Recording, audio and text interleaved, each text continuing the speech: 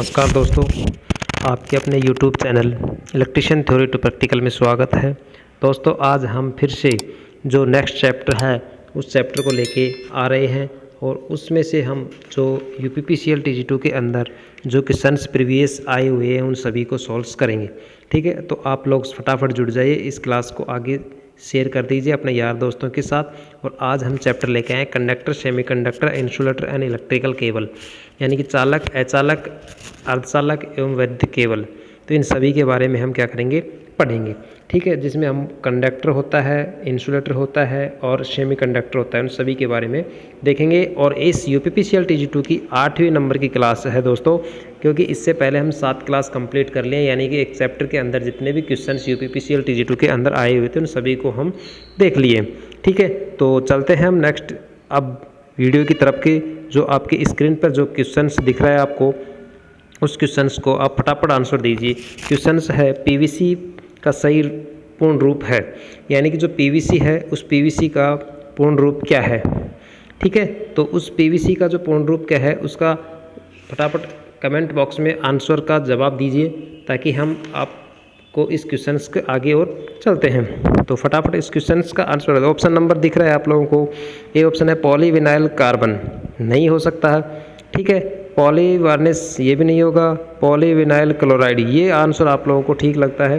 तो इस प्रकार से इस क्वेश्चन का जो राइट आंसर होगा ऑप्शन नंबर सी होगा, option number C right answer होगा। ठीक है, तो इसी प्रकार से इस क्वेश्चन का राइट आंसर क्या होगा, ऑप्शन नंबर सी होगा। ठीक है, पॉलीविनाइल क्लोराइड। तो चलते हैं नेक्स्ट क्वेश्चन की ओर। नेक्स्ट क्वेश्चन के अंदर हम बातें करें निम्न में कौन विद्युत रोधी है। विद्युत रोधी का मतलब क्या होता है, यहाँ पे इंसुलेटर यानी कि विद्युत रोधी है, यानी कि आपको ऑप्शन में दिया हुआ है सोना है, तांबा है, पीतल है, फाइबर है। ठीक है, तो इस क्वेश्चन का जो राइट आंसर ऑप्शन नंबर, क्योंकि सोना है, सोना क्या है, विद्युत का चालक है, तांबा है, विद्युत का चालक है, पीतल भी चालक है, तो हमारे पास इस क्वेश्चन का जो राइट आंसर होगा ऑप्शन नंबर सी होगा। तो इस क्वेश्चन का right answer option number C होगा, क्योंकि हम कह सकते हैं क्योंकि वे पदार्थ जिनमें मुक्त इलेक्ट्रॉनों की संख्या नगण्य होती है, यानी कि जो मुक्त इलेक्ट्रॉनों की संख्या क्या होती है, नगण्य मानी जाती है, नगण्य होती है, विद्युत रोधी कहलाते हैं। सामान्य परिस्थितियों में इनमें से हम विद्युत धारा प्रभावित नहीं होता है, यानी कि जो कुचालक पदार्थ होता है उसके अंदर धारा प्रभावित नहीं होती है। ठीक है, सामान्यतः और बात कर लेते हैं कि वे पदार्थ जो अधात्विक होते हैं और प्रत्येक पदार्थ की जो पृथक वोल्टेज सहन सीमा होती है, जिसे हम पैरा विद्युत सामर्थ्य कहते हैं, यानी कि प्रत्येक पदार्थ, कुचालक पदार्थों के प्रत्येक की क्या होता है, अलग अलग वोल्टेज सहन करने की जो क्षमता होती है उनको हम डाइलेक्ट्रिकल स्ट्रेंथ बोलते हैं। और उस डाइलेक्ट्रिकल स्ट्रेंथ की जो इकाई होती है वो क्या होती है, किलोवोल्ट प्रति mm होती है। क्या होती है, किलोवोल्ट प्रति mm होती है, जो हम विद्युत रोधी पदार्थों के रूप में इसका प्रयोग किया जाता है। जैसे अभ्रक होता है, कांच होता है, एस्बेस्टस होता है, बैकेलाइट होता है और PVC आदि होता है। ठीक है, तो इस क्वेश्चन का आपको जवाब सही तरीके से बिल्कुल कोई चीज़ समझ में आ गई होगी। अगर आप लोगों को ये चीज़ें समझ में आ रही है तो वीडियो को लाइक करें और शेयर करें। आप लोग इस चैनल के ऊपर नए हो तो चैनल को सब्सक्राइब जरूर कर लीजिए दोस्तों।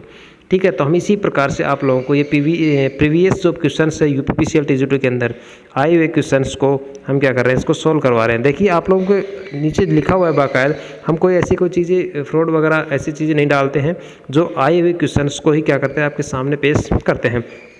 चलिए नेक्स्ट क्वेश्चन की ओर। नेक्स्ट क्वेश्चन है LT केबल क्या है। LT केबल के इंसुलेशन का परीक्षण खाली स्थान पर किया जाता है। LT का मतलब क्या होता है, लो टेंशन। क्या होता है, लो टेंशन। 1100 वोल्ट, 500 वोल्ट, 11 kV और 33 kV। तो इस क्वेश्चन का जो राइट आंसर होगा दोस्तों, फटाफट इस क्वेश्चन का आंसर दीजिए कि जो LT के लिए हमारे पास जो जवाब होता है वो क्या होता है, 1100 वोल्ट होता है। कितना होता है, 1100 वोल्ट होता है, जो लो टेंशन जिसको हम बोला जाता है। केबल का जो इंसुलेशन परीक्षण 1100 वोल्ट पर ही किया जाता है। ठीक है, कितने पे किया जाता है, जो केबल का जो इंसुलेशन होता है ना, केबल का इंसुलेशन 1100 वोल्ट के ऊपर ही किया जाता है। तो इस प्रकार से एक क्वेश्चन का right answer option number A right होगा। ठीक है, चलिए नेक्स्ट क्वेश्चन की ओर। नेक्स्ट क्वेश्चन है दोस्तों H श्रेणी। H श्रेणी के विद्युत रोधी ऊष्मा रोधी का सीमित तापमान होता है। देखिए एक आप लोगों को मैंने एक टेबल बताई थी, तो इस टेबल को आप अच्छी तरीके से याद कर लीजिए। ये क्वेश्चंस इसमें से हर बार आप लोगों को क्वेश्चंस देखने को मिलता है, ठीक है। तो इस प्रकार से हम आप लोगों को बता देते हैं, एक टेबल फिर से मैं बता देता हूँ कि 25, 152, 683 क्या है, 683। तो 25 का मतलब क्या, Y है, 152 A है, E है, B है, और B का मतलब यहाँ पे F है, 8 का H है, और 3 नंबर पे C होता है, ठीक है। 90, 105, 120, 130, 155, 180 और 200। तो हमने बात की यहाँ पे ओनली किसकी की बात की, यहाँ पे बात की है ओनली H की। तो H के अंदर अगर हम बात करते हैं तो H के अंदर कौन से किस प्रकार का टेम्परेचर डिग्री सेल्सियस आएगा, 180 डिग्री। कितना आएगा, 180 डिग्री, यानी कि बी ऑप्शन राइट होगा। कौन सा होगा, बी ऑप्शन राइट होगा। तो इसी प्रकार से इस क्वेश्चन का राइट आंसर हमारे पास क्या होगा, बी होगा, ठीक है। तो इससे टेबल हमारे को याद रखनी पड़ेगी, ठीक है। तो चलते हैं नेक्स्ट क्वेश्चन के। नेक्स्ट क्वेश्चन है, केबल में कवच वाले किसी तार की उपयोगिता क्या है। कि ऑप्शन है वोल्टेज सुरक्षा, विद्युत धारा सुरक्षा, यांत्रिक सुरक्षा और तापमान सुरक्षा। तो यूपीपीसीएल TG2 के अंदर आए हुए क्वेश्चन हैं, तो आप लोग इस क्वेश्चन का जवाब दीजिए फटाफट कमेंट बॉक्स में, इसका जवाब चाहिए मुझे। तो केबल में कवच वाले किसी तार की उपयोगिता क्या होती है, वोल्टेज सुरक्षा होती है, विद्युत धारा सुरक्षा होती है, तापमान सुरक्षा होती है, यांत्रिक सुरक्षा होती है। तो अब फटाफट इस क्वेश्चन का right answer option number D होगा, क्योंकि जवाब आ गया है हमारे पास ऑप्शन नंबर डी, यांत्रिक सुरक्षा। क्योंकि हम कह सकते हैं केबल के अंदर जो कवच वाले किसी तार की उपयोगिता यांत्रिक सुरक्षा है। जो उसके अंदर जो यूज करते हैं कवच होता है वो क्या करता है, उसकी केबल की सुरक्षा प्रदान करता है और क्या सुदृढ़ बनाने की कोशिश करता है। तो इस क्वेश्चन का right answer option number D होगा, ठीक है। तो उतार लीजिए फटाफट, इसको स्क्रीनशॉट ले लीजिए आप लोग। इसको आपको एक अच्छी तरीके से, यानी कि जो यूपीपीसीएल TG2 के अंदर जो क्वेश्चंस आते हैं वो आप लोगों को अच्छी तरीके से तैयारी हो पाएगी। चलते हैं नेक्स्ट क्वेश्चन। आज हम केवल सभी क्लास के अंदर हम 15-15 क्वेश्चन लेके चल रहे हैं। तो इस 15 क्वेश्चन को आप अच्छे तरीके से याद कर लोगे तो आप लोगों की बहुत ही अच्छे तरीके से तैयारी हो पाएगी, क्योंकि आपके सामने 1000, 2000, 3000 आराम से क्वेश्चन, इसको आराम से याद कर सकते हो, ठीक है। तो चलिए नेक्स्ट क्वेश्चन, किसी विद्युत रोधी सामग्री में खालिस्तान होना चाहिए। जो विद्युत रोधी जो सामग्री होती है उसके अंदर होना चाहिए, क्या होना चाहिए। अब ऑप्शन दिया हुआ है, निम्न पैरा विद्युत शक्ति, यानी कि जो हम क्या कहते हैं डाइलेक्ट्रिकल स्ट्रेंथ, इनकी कम होनी चाहिए। कम लागत, उच्च पैरा विद्युत डाइलेक्ट्रिकल शक्ति और उच्च यांत्रिक मजबूती होनी चाहिए। उच्च पैरा विद्युत डाइलेक्ट्रिकल शक्ति, निम्न यांत्रिक शक्ति। तो इस क्वेश्चन का जो राइट आंसर होगा ऑप्शन नंबर डी होगा, ऑप्शन नंबर डी होगा, यानी कि कम लागत, उच्च डाइलेक्ट्रिकल स्ट्रेंथ शक्ति और उच्च यांत्रिक मजबूती होनी चाहिए। क्यों, किसी विद्युत रोधी जो सामग्री होती है कम लागत, उच्च डाइलेक्ट्रिकल सामर्थ्य और उच्च यांत्रिक मजबूती होनी चाहिए, ठीक है। तो इस क्वेश्चन का right answer option number B होगा, ठीक है। तो चलिए नेक्स्ट क्वेश्चन की ओर। नेक्स्ट क्वेश्चन है, किसी 11 kVA वाले केबल के लिए वांछित खाई होती है। जो 11 kV जो लाइन होती है, उस 11 kV लाइन के लिए हम जो केबल जो खाई खोदी जाती है वो कितने मीटर की होती है, यही तो बात है ना। तो दोस्तों मैं आप लोगों को बता देता हूँ कि जो 11 kV होता है उस 11 kV के अंदर जो खाई होती है 0.9 मीटर होता है। कितना होता है, 0.9 मीटर होता है। तो इस प्रकार से इस क्वेश्चन का जो right answer option number D होगा, यानी 0.9 मीटर होगा, ठीक है। तो चलिए नेक्स्ट क्वेश्चन की ओर। नेक्स्ट क्वेश्चन हमारे पास है, हाई स्पीड इस्पात। हाई स्पीड इस्पात कार्बन का प्रतिशत होता है। जो हाई स्पीड इस्पात में कार्बन का जो प्रतिशत होता है वो कितना होता है। देखिए आप लोगों के सामने ऑप्शन दिया है 0.75 से 1%, 0.1 से 0.5%, 1 से 2%, 1.5 से 2.5%। देखिए मैं आप लोगों को बता देता हूँ कि सारी चीज़ें मैं आप लोगों को एक डिटेल से बता देता हूँ कि यहाँ पे दिया हुआ है कि जो हाई स्पीड इस्पात में जो कार्बन का जो प्रतिशत होता है, हाई स्पीड इस्पात HSS के अंदर अगर कार्बन की अगर बात हम कर रहे हैं, यहाँ पे जो कार्बन प्रतिशत होता है वो कितना होता है, 0.75 से 1% प्रतिशत होता है। कितना होता है, प्रतिशत होता है।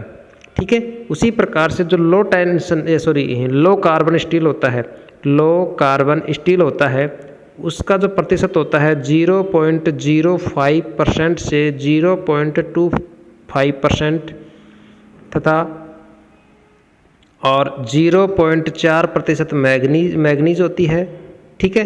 तो ये चीज़ें होती है। तो इसमें केवल ही किसकी बात की है, हाई स्पीड की बात की है। तो इस प्रकार से इस क्वेश्चन का जो right answer option number A होगा।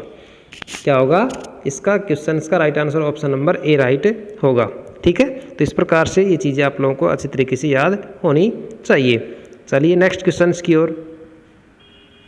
नेक्स्ट क्वेश्चन है, निम्न में से कौन सा परीक्षण केबल के भूदोष अर्थ फॉल्ट के स्थान का पता लगाने के लिए प्रयोग किया जाता है? निरंतरता परीक्षण, लघु परिपथ परीक्षण, मुर्रे लूप परीक्षण, खुला परिपथ परीक्षण। तो देखिए दोस्तों, अब आप लोगों को चीज़ें पता होनी चाहिए, क्योंकि जो भूदोष होता है अर्थ फॉल्ट के स्थान पर जो पता लगाने का जो काम करता है वो कौन सा करता है यहाँ पे? इसका जो आंसर होगा ऑप्शन नंबर सी होगा, यानी मुर्रे लूप परीक्षण के द्वारा हम क्या कर सकते हैं, भूदोष यानी अर्थ फॉल्ट के स्थान का पता लगाया जा सकता है। देखिए हम आप लोगों को एक अब और बातें बताते हैं कि इसके अंदर क्या होता है। जो बिलीवियर जो टेस्ट का जो प्रयोग एक कल कोड केबल के भूत प्रदोष के लिए ज्ञात करने के लिए किया जाता है। सभी लूप टेस्ट पास परीक्षण व्हीटस्टोन सेतु सिद्धांत पर कार्य करता है, ठीक है। तो इस क्वेश्चन का जो right answer option number C होगा, ठीक है दोस्तों। तो चलिए नेक्स्ट क्वेश्चन की ओर। नेक्स्ट क्वेश्चन है, कम्यूटेटर खंड को इंसुलेट करने के लिए निम्न में से किस सामग्री का प्रयोग किया जाता है? अब्रक इंसुलेशन, कपड़ा, फाइबर पेपर, वार्निश। तो दोस्तों मैं बताता हूँ आपको कि जो कम्यूटेटर होता है, कम्यूटेटर का जो उस सेगमेंट को अगर इंसुलेटर बनाने के लिए हम किस प्रकार का विद्युत रोधी का प्रयोग किया जाता है, तो आप लोगों को पता होना चाहिए, क्योंकि यहाँ पे जो है जो हमारे पास इसका जवाब हमारे पास क्या होगा, अब्रक इंसुलेशन होगा। क्योंकि जो कम्यूटेटर सेगमेंट होता है उसके अंदर हम क्या खंडों में क्या भरा जाता है, माइका या अब्रक भरा जाता है। क्यों भरा जाता है? क्योंकि यहाँ पे हम बता सकते हैं कम्यूटेटर का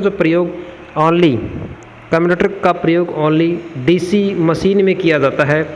यह हाइड्रोन कॉपर का बनाया जाता है, सेगमेंट बनाया जाता है, जिसको हम बोलते हैं हिंदी में कठोर कर्षित कॉपर सेगमेंट। जो दोस्तों मैं आप लोगों को बोल रहा हूँ ना, इस थोड़ी लैंग्वेज पे थोड़ा ध्यान देना, जो लिख नहीं पा रहा है, ठीक है। तो मैं आप लोगों को जो चीज़ें बता रहा हूँ वो चीज़ें ही फैक्ट इस तरीके से बोला जा रहा है कि जो फैक्ट ही आपको आंसर जवाब मिलेगा, ठीक है। फिर से सुन लीजिए, कम्यूटेटर का जो प्रयोग ओनली डीसी मशीन में किया जाता है, और ये जो कम्यूटेटर होता है वो किसका बना होता है, हाइड्रोन कॉपर सेगमेंट का बना होता है, जिसको हम कठोर कर्षित कॉपर सेगमेंट बोला जाता है। कम्यूटेटर का कार्य सिद्धांत एसी को डीसी तथा मोटर में अगर बात करें डीसी को एसी में करने का होता है, ठीक है। अगर जनरेटर में अगर बात हम करें तो एसी को डीसी बदलने का, और मोटर के अंदर अगर बात करते हैं तो डीसी को एसी बदलने का काम करता है, ठीक है। तो इस प्रकार से इस क्वेश्चन का right answer option number A होगा। चलिए नेक्स्ट क्वेश्चन की ओर। आई होप ये चीज़ें आप लोगों को समझ में आ रही है, आई होगी। अगर आप लोगों को ये वीडियो अच्छा लग रहा है तो वीडियो को ज़्यादा से ज़्यादा शेयर करिए अपने यार दोस्तों के साथ, ठीक है। हम इसी प्रकार से आप लोगों को ये वीडियो प्रोवाइड करवाते रहेंगे। धीरे धीरे हम इस चैनल को एक ऐसा चैनल बना देंगे ताकि आपको ITI से संबंधित किसी प्रकार की, डिप्लोमा से संबंधित किसी प्रकार की समस्याओं को समाधान इस चैनल के ऊपर किया जाता है, ठीक है। अब देखिए मैं आप लोगों को एक सूचना दे देता हूं कि ITI के अंदर जो जुलाई 2023 के अंदर जो प्रैक्टिकल्स और CBT एग्ज़ाम्स की जो सूचना है आप लोगों को अग्रसित कर दी गई है, लेकिन इसकी जो फीस है वो डिपॉजिट की जा रही है। और इसका एग्ज़ाम है 3 जुलाई से इसका प्रैक्टिकल है फर्स्ट ईयर वालों का, और सेकेंड ईयर वालों को 6 जुलाई से प्रैक्टिकल है, ठीक है। और इसका CBT एग्ज़ाम 10 तारीख से 10 जुलाई से स्टार्ट होने जा रहे हैं। तो आप लोग ये चीज़ें क्लियर हो जानी चाहिए, ठीक है। चलिए नेक्स्ट क्वेश्चन की ओर। नेक्स्ट क्वेश्चन है, चीनी मिट्टी एक है खालिस्तान। चीनी मिट्टी है एक खालिस्तान सुपर कंडक्टर, सेमीकंडक्टर, विसंवाहक और कंडक्टर, ठीक है। तो आप लोगों को आई होप ये चीज़ें क्लियर हो पा रही हैं। अगर ये चीज़ें अच्छी लग रही है आप लोगों को तो इस क्वेश्चन का जो राइट आंसर होगा विसंवाहक होगा। यानी चीनी मिट्टी एक विसंवाहक पदार्थ होता है, जिसकी हम बात करते हैं कि विद्युत रोधी यानी कि इंसुलेटर होता है, ये धारा का प्रवाह नहीं होता है। भाई जैसे कुचालक पदार्थ होता है, उस कुचालक पदार्थ के अंदर जो विद्युत धारा का जो प्रवाह होता है नहीं होता है। और विद्युत रोधन का प्रयोग विद्युत सुरक्षा उपकरण के लिए किया जाता है, क्योंकि ये अगर ये चीज़ नहीं हो तो जो मशीनें हैं वो मशीन्स क्या हो जाएगी, का उपकरण नहीं हो पाएगा, उसकी सुरक्षा नहीं हो पाएगी। ठीक है, तो इस प्रकार से इस क्वेश्चन का जो right answer option number C होगा। ठीक है, तो चलिए ये चीज़ें क्लियर। तो नेक्स्ट क्वेश्चन की ओर। नेक्स्ट क्वेश्चन है दोस्तों, नेक्स्ट क्वेश्चन, निम्न में से किसका प्रयोग केबल को यांत्रिक सुरक्षा प्रदान करने के लिए किया जाता है? अगर ऐसी कौन सी केबल है जो इसकी यांत्रिक सुरक्षा प्रदान करने के लिए इसका प्रयोग किया जाता है? ठीक है, तो अब आपको दिया हुआ है ऑप्शन पीवीसी, पॉलीविनाइल क्लोराइड, रबड़ है, कपड़ा है और कवचित तार है। ठीक है, तो अब देखिए कवचित तार है होता है, कवचित तार क्या करता है, एक यांत्रिक सुरक्षा प्रदान करने का कार्य करता है। जो कवच होता है वही क्या करता है, यांत्रिक सुरक्षा प्रदान करने का काम करता है। ठीक, केबल की जो आर्द्रता से बचाने के लिए भी लेड शीथ प्रयोग किया जाता है। अगर हम केबल की अगर आर्द्रता को बचाने के लिए, यानी कि उसकी जो नमी को या प्रभावित करने के लिए हम लेड शीथ का प्रयोग किया जाता है। ठीक है, तो इस क्वेश्चन का right answer option number D होगा। चलिए नेक्स्ट क्वेश्चन है, घरेलू उपकरण में तापन तत्व के लिए निम्नलिखित में से किस सामग्री का प्रयोग किया जाता है? घरेलू उपकरणों में तापन तत्व के लिए निम्नलिखित में से किस सामग्री का प्रयोग किया जाता है? जीआई का किया जाता है, तांबे का किया जाता है, नाइक्रोम, पीतल। ठीक है, तो अब दोस्तों मैं आप लोगों को बता देता हूँ, इस क्वेश्चन का जो राइट आंसर होगा ऑप्शन नंबर डी होगा, यानी कि पीतल होगा। सॉरी क्या होगा, पीतल नहीं होगा। इस क्वेश्चन का जो राइट आंसर होगा नाइक्रोम। क्या होगा, नाइक्रोम होगा। यानी कि हम कह सकते हैं कि जो घरेलू उपकरण में तापन यानी कि हीटिंग एलिमेंट के लिए हम नाइक्रोम तार का प्रयोग किया जाता है। और तापन के लिए प्रयोग किए जाने वाले तत्वों का निम्न गुण होने चाहिए, यानी कि इसके अंदर जो गुण है वो क्या क्या होने चाहिए, मैं आप लोगों को बता देता हूँ। ठीक है भाई, हीटिंग एलिमेंट के लिए हम नाइक्रोम तार का प्रयोग क्यों करते हैं भाई? यूरिया का तार क्यों नहीं करते हैं? करते तो हैं, लेकिन नाइक्रोम का ही क्यों करते हैं? देखिए इसका जो गुण होते हैं, निम्न गुणों की बात हम करते हैं। तापन तत्वों का जो रेजिस्टिविटी हाई होना चाहिए, जो रेजिस्टिविटी होती है वो कैसी होनी चाहिए, हाई होनी चाहिए। ठीक है, और दूसरी बात मेल्टिंग पॉइंट हाई होना चाहिए। जो तापन तत्व होता है उसका मेल्टिंग पॉइंट भी क्या होना चाहिए, हाई होना चाहिए। उसका तापमान सहन करने की क्षमता भी ज़्यादा होनी चाहिए। ठीक है, नंबर 2। नंबर 3 आती है, तापन तत्वों का जो प्रतिरोध जो ताप गुणांक होता है वो कैसा होना चाहिए, लो होना चाहिए। कैसा होना चाहिए, लो होना चाहिए ताप गुणांक। और चौथा जो पॉइंट होता है, तापन तत्व आवश्यक तापमान पर ऑक्सीकृत नहीं होना चाहिए। क्या होना चाहिए, ऑक्सीकृत नहीं होना चाहिए। तो ये 4 फैक्ट है इस नाइक्रोम तार के जो निम्न गुण होने के कारण बताए गए हैं, तत्वों के कारण बताए गए। तो इसकी रेजिस्टिविटी हाई होनी चाहिए, मेल्टिंग पॉइंट हाई होना चाहिए और इसका ताप गुणांक लो होना चाहिए और ऑक्सीकृत नहीं होना चाहिए। तो इस प्रकार से इस क्वेश्चन का right answer option number C होगा। ठीक है, चलिए नेक्स्ट क्वेश्चन की ओर। आप लोगों को इस क्लास में आप लोगों को बहुत ही अच्छी क्लास बेहतरीन बनेगी, क्योंकि ये चीज़ें क्वेश्चंस बहुत ही अच्छे क्वेश्चंस हैं आप लोगों को देखने को मिल रहे हैं। केबल के जोड़ों के लिए पकड़ लग्स किस सामग्री के बने होते हैं? जो लग्स होते हैं जिसको हम थिम्बल भी बोलते हैं, तो किसके बने होते हैं? टिन और पीतल, एल्यूमिनियम और तांबा, चांदी और तांबा, निकल और टिन। तो फटाफट इस क्वेश्चन का जवाब दीजिए दोस्तों। हम आपके जवाब का इंतज़ार कर रहे हैं और आप कमेंट बॉक्स में इसका जवाब दीजिए, क्योंकि आप लोगों को पता होना चाहिए ये चीज़ें ITI के अंदर पढ़ाई जाती हैं। ठीक है, तो इस क्वेश्चन का जो right answer option number B होगा, यानी कि एल्यूमिनियम और तांबे की बनाई जाती है। किसकी बनाई जाती है? एल्यूमिनियम और तांबे की बनाई जाती है। ठीक है दोस्तों, तो चलिए नेक्स्ट क्वेश्चन की ओर। दोस्तों नेक्स्ट क्वेश्चन है आज का इस सेशन का लास्ट क्वेश्चन है। 3 फेज पावर और लाइटिंग लोड के लिए केवल खालिस्तान कोर का होना चाहिए।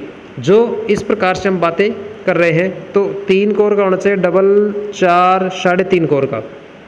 दोस्तों जो हमारे पास 3 फेज सप्लाई होती है, उस 3 फेज सप्लाई के लिए कितने कोर की केबल का प्रयोग किया जाता है? तो आप लोगों ने देखा होगा कि इसके अंदर 3 तो तार होते हैं हमारे पास फेज के होते हैं, 3 तो तार हमारे पास फेज के होते हैं और चौथा तार जो हमारे पास होता है न्यूट्रल का होता है। ठीक है, तो इस प्रकार से हमारे पास कितने होते हैं? 3.5 कोर की बनाई जाती है। तो इस प्रकार से इस क्वेश्चन का जो राइट आंसर होगा ऑप्शन नंबर क्या होगा, डी होगा। 3.5 कोर की बनाई जाती है। ठीक है, और ये चीज़ें हमारे पास किसके ऊपर निर्भर होती है? क्रोड की संख्या के आधार पर, वोल्टता के आधार पर और इसकी संरचना के आधार पर इसका बनाया जाता है। ठीक है दोस्तों, तो आज के इस सेशन में हमने 15 क्वेश्चंस देखे हैं। इस 15 क्वेश्चंस